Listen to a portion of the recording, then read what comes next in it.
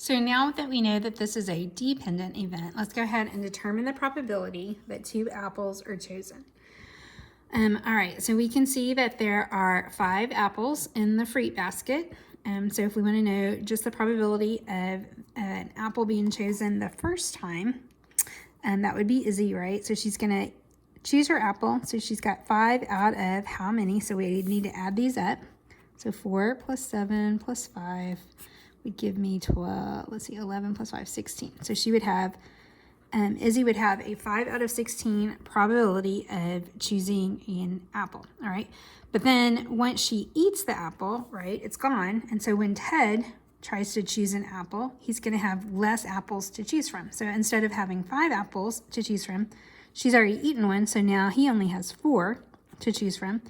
But also the total number of fruit has changed because there were 16, right? But now this 5 apples, right, has changed to a 4. So this is no longer 16, it's 15. So 4 out of 15. All right, so if we go ahead and multiply these together, 5 times 4 is 20.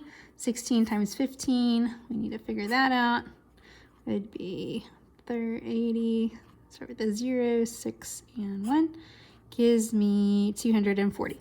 So 20 out of 240. And then that can be simplified. So if I go ahead and do that, divide by 20, and that gives me 1 out of, what is that, 12?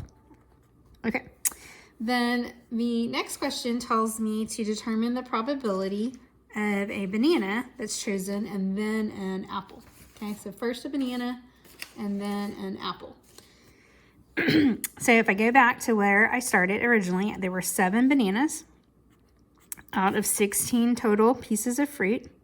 Okay, then once I choose a banana, right, then when I go to choose an apple, there's still 5 apples, all right, because all I chose was a banana. So this would still have 5 apples to choose from.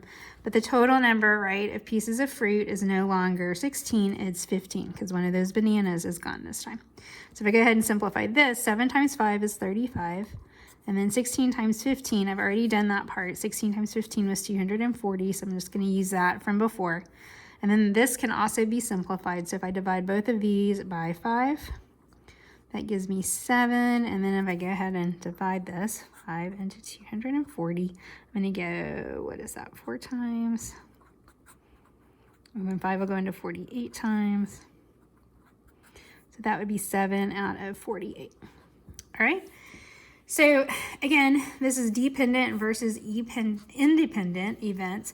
And basically before you find the probability of 2 events, you've got to determine whether or not one is, whether the first event is affecting the outcome of the second event, right? So if it's independent, really you don't need to worry about it. You just find the probability of both of them, multiply it together, okay? If they're dependent, if the second event is dependent on the first event, then that's gonna change the probability of the second event.